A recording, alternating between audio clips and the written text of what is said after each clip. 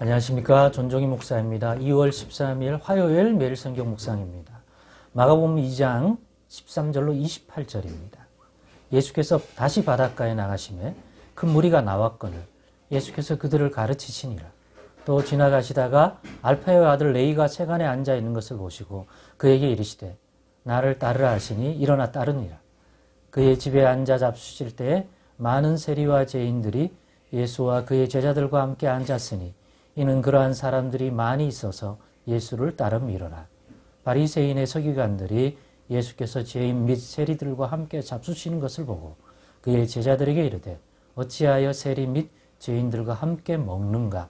예수께서 들으시고 그들에게 이르시되 건강한 자에게는 의사가 쓸데없고 병든 자에게라야 쓸데있느니라.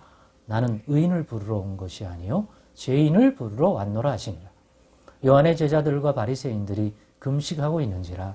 사람들이 예수께 와서 말하되 요한의 제자들과 바리새인의 제자들은 금식하는데 어찌하여 당신의 제자들은 금식하지 아니하나이까?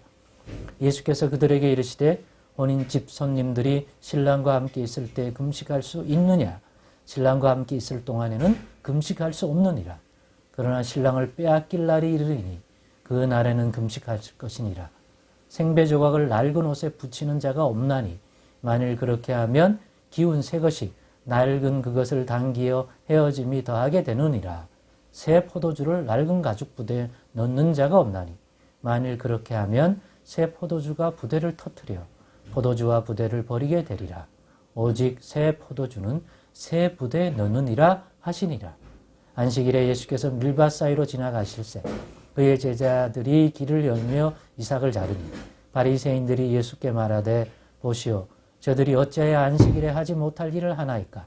예수께서 이르시되 다윗이 자기와 및 함께한 자들이 먹을 것이 없어 시장할 때 한 일을 잊지 못하였느냐? 그가 아비아달 대제사장 때에 하나님의 전에 들어가서 제사장 외에는 먹어서는 안 되는 진설병을 먹고 함께한 자들에게도 주지 아니하였느냐? 또 이르시되 안식일이 사람을 위하여 있는 것이요 사람이 안식일을 위하여 있는 것이 아니니 이러므로 인자는 안식일에도 주인이니라. 아멘. 네, 오늘은 예수님을 오해하지 않으려면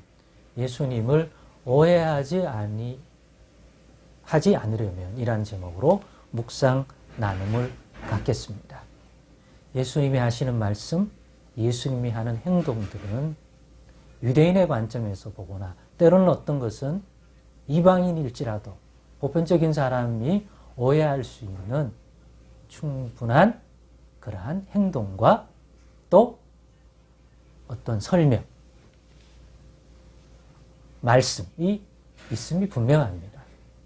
그렇기 때문에 오해 소지가 있는데 그런 오해를 하지 않으려면 어떤 관점에서 바라봐야 하는지 한번 예수님의 말과 또 사역과 행하는 것들을 바라보는 오해하지 않기 위한 우리의 시선을 한번 생각해 보려고 합니다. 오늘 본문에 보면 오해하게 하는 행동과 또 말, 또 설명, 가르침들이 나옵니다.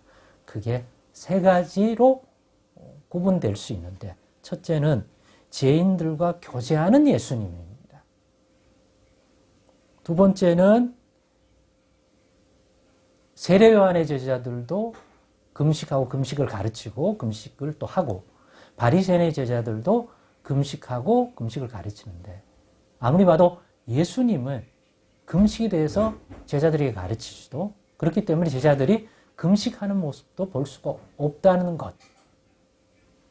도대체 예수님은 경건한 하나님 나라를 바라보는 자가 맞는지에 대하여 오해할 수 있다. 이런 부분으로 보면 셋째는 안식일에 대한 예수님의 입장입니다. 특별히 오늘 본문은 안식일에 유대인들이 하지 않는 그러한 행동을 밀밭 사이를 갈 때 제자들이 이삭을 잘라 먹은 거예요. 그날이 안식일인데 그거에 대하여 제자들이 안식일에 하지 못할 일을 했다고 예수님께 질문하는데 예수님이 거기에 대하여 변론하신 안식일에 대한 예수님의 입장, 그것이 또한 오해를 살 여지가 있지요.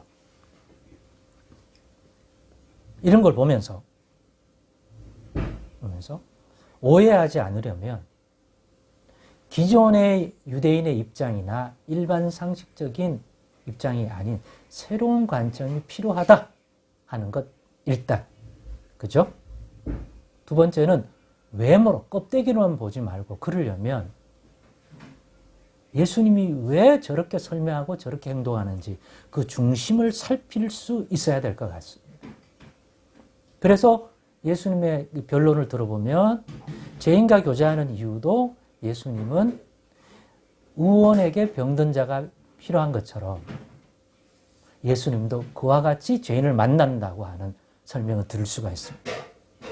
죄를 즐기려 하려고 어울려 만나는 것이 아니라 의원이 병든 자를 만나는 것처럼 그런 관점에서 보면 죄인들의 삶을 돌아보셔서 그 죄인된 사람을 그 죄에서 건져내려 하신다는 것임을 이해하게 되는 거죠. 그 목적에서 만난다 하는 거죠. 그러면 예수님의 그 죄인들과의 교제를 오해하지 않을 수 있다는 거죠. 그러니까 이러한 새로운 시선이 필요하다. 외모로만 보지 말고 왜 저런 행동을 하시는지에 대한 이유와 목적을 좀 더 들어보려면 예수님께 물어봐야죠. 사람을 겉으로만 평가하지 말고 당신은 왜 그렇게 하는지에 대한 이유와 목적을 들어보면 오해하지 않을 수 있다. 이런 지점에서 외모로 보지 말고 중심을 살피자. 우리도 금식을 가르치지 않은 이유도 마찬가지다. 예수님의 설명을 들어보니까 제자들도 금식할 때가 되면, 그런 상황이 되면 자연스럽게 금식하게 될 것이다. 그런데 그거를 바리새인들처럼 누군가에게 경건하게 보이려는 외식함으로 금식을 자신은 가르치지 않는다. 대신 금식할 때가 되면 제자들이 금식하게 될 것이라고 가르칩니다. 또 안식일에 대한 입장도 마찬가지죠. 안식일이 어떤 날인지를 돌아보게 된다면, 특별히 다윗이 한 일, 또 성전의 제사장이 안식일 날 일을 하는 것 등등을 잘 해보면 안식일에 더 깊은 이유와 목적, 하나님이 안식일에 이런 규례를 주신 이유와 목적을 이해한다면 오해가 줄어들 것이다. 그런 점에서 예수님을 오해하지 않으려면, 이 복음을 통해서 행하는 것들을 이해하지 않으려면 기존의 외모로 보는, 겉으로 평가하는 그러한 눈에서 중심을 보려고 하는 새로운 관점이 필요하다. 근데 중심을 하나님은 볼 수 있지만 인간이 볼 수 있습니까?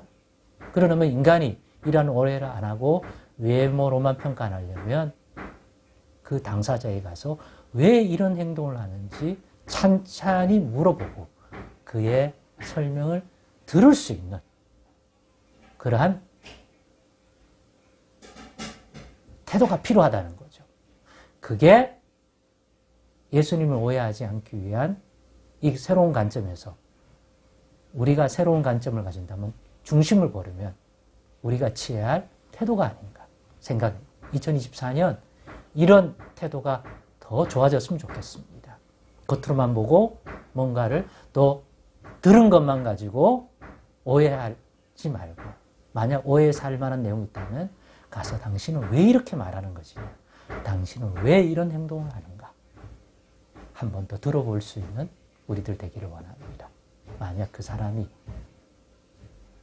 우리 주변에 친밀한 사람이고 교회 안에 공동체의 일원이라면 더더욱 그렇게 할 수 있었으면 좋겠습니다. 그래서 이런 오해를 벗어나서 서로를 좀 더 중심에서 이해할 수 있는 그러한 신앙생활, 교회생활, 그러한 관계를 가지면 좋겠습니다. 기도하겠습니다. 하나님 감사합니다. 오해하지 않고 더 잘 이해하고 중심에서 바라볼 수 있는 그러한 우리들 되게 해주옵소서. 하나님이야 중심을 보겠지만 우리는 외모부터 보는 존재인데, 그러려면 외모로 보지 않고 중심을 보려면 우리에게 어떤 태도와 자세가 필요할지 오늘의 말씀을 통해서 묵상해 보았습니다. 잘 적용하고 또 적용해서 올해는 좀 더 오해하지 않고 서로를 이해하는 그러한 우리들 되게 해 주옵소서. 예수님의 이름으로 기도드리옵나이다.